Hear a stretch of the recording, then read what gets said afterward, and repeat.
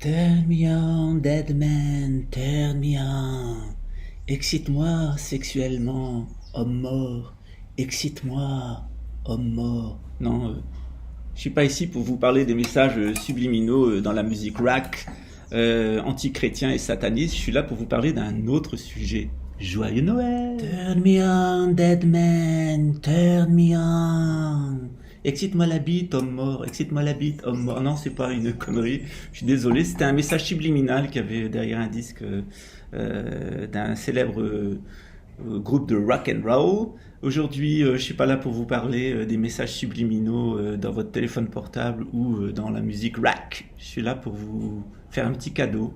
Pour la trêve de Noël, j'ai décidé de faire un petit cadeau à nos amis policiers et militaires pour les remercier. Je remercie les policiers de respecter l'état de droit, d'être au service des citoyens et de maintenir la paix civile et la justice sociale.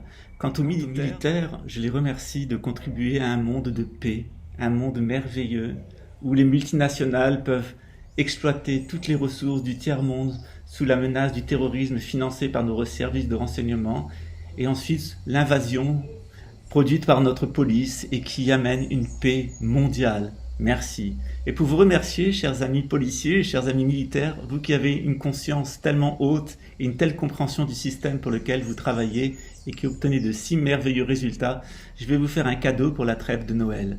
Le Père Noël, il était vert autrefois, Coca-Cola, là, on a fait un Père Noël rouge. Eh bien, je vais vous offrir l'Aurore Rouge. Vous connaissez pas l'Aurore Rouge? C'est un merveilleux programme édité en 1984 par l'élite bancaire. Et il y a un petit paragraphe qui vous concerne, chers amis policiers et militaires. À très bientôt. Joyeux Noël!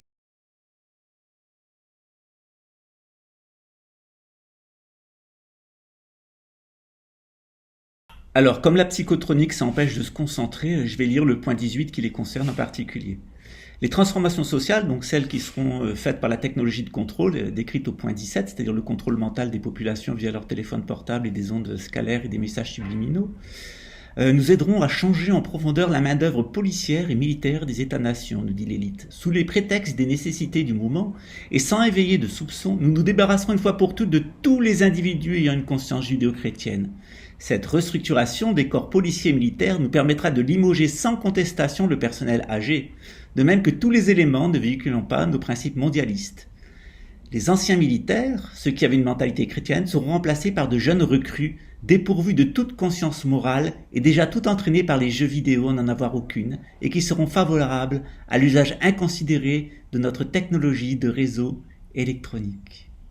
Merveilleux.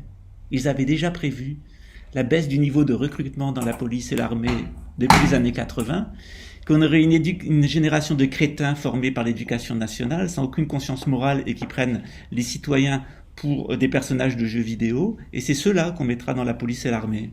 Bravo, ça a très très bien fonctionné.